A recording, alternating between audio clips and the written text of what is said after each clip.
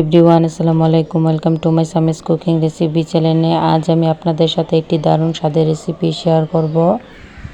আপনারা হয়তো থাম্বনেল দেখে বুঝিয়ে নিয়েছেন আজকে আমি কি রান্না করব। হ্যাঁ, ঠিক ধরেছেন, আজকে আমি রান্না করব গরুর মাংস এবং হাড় দিয়ে বুটের ডাল দিয়ে দারুণ স্বাদের নেহারি রান্নার রেসিপি। আপনারা পুরো ভিডিওটি স্কিপ না করে দেখতে থাকুন। এখানে আমি ডাল সিদ্ধ করে ডেকে এক সাইডে রেখে দিয়েছি, আর এদিক দিয়ে একটি পাতিলা চুলায় বসিয়ে দিয়েছি গরম হওয়ার জন্য। পাতিলাটি গরম হয়ে গেছে। এখন এর মধ্যে আমি দিয়ে দিব রান্নার সাদা তেল। তেলটাকে আমি ভালো করে গরম করে নেব। তেল গরম হয়ে গেছে। এখন এই পর্যায়ে এর মধ্যে আমি দিয়ে দিব পেঁয়াজ কুচি।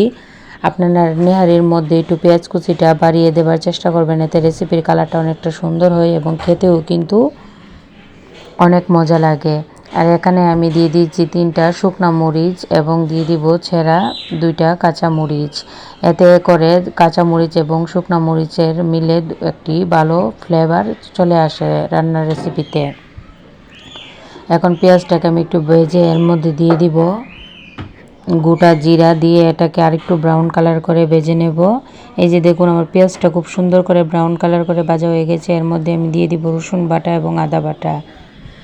দিয়ে রসুন এবং আদাটাকে আমি একটু পেঁয়াজটার সাথে ভালোভাবে ভেজে নেব। পেঁয়াজ এবং আদা ভালোভাবে ভাজার ফলে এতে আদা রসুনের যে একটা কাঁচা গন্ধ থাকে সেটা চলে যায়।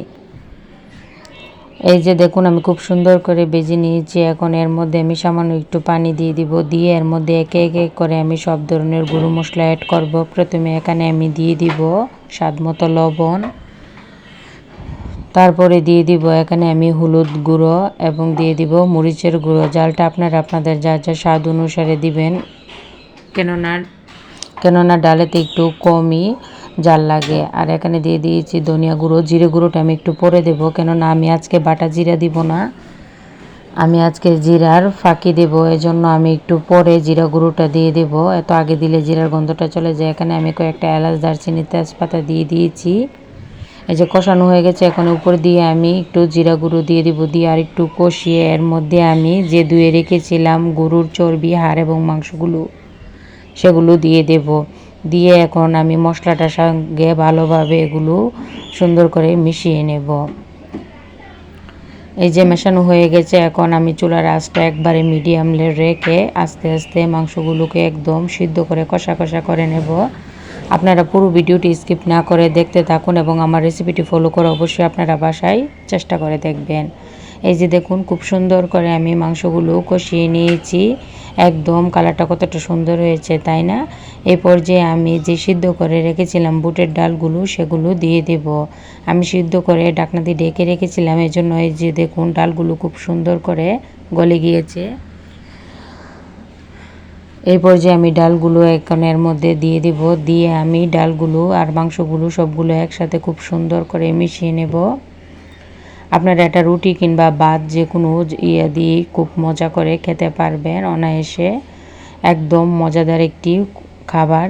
এই যে খুব সুন্দর করে মিশিয়ে নিয়েছি। এই পর্যায়ে আমি এর মধ্যে একটু ঝোল দিয়ে দিয়েছি, যেহেতু ডাল ঘন হলে এর সঠিক ফ্লেভারটা বোঝা যায় না, সেজন্য আমি একটু পাতলা করব। এই যে একটু ঝোল দিয়ে দিয়েছি। দিয়ে এখন এর মধ্যে আমি উপর দিয়ে কয়েকটা ছেঁড়া কাঁচামরিচ দিয়ে দিয়েছি। দিয়ে অবশ্যই এটাকে আমি হাই হিটে অনবরত জাল দিয়ে রান্না করে নেব। এই যে জাল দিয়ে রান্না করে নিয়েছি, দেখুন কালারটা কতটা সুন্দর আসছে। এখন একটু ধনেপাতা কুচি দিয়ে আমি এটাকে নামিয়ে নেব।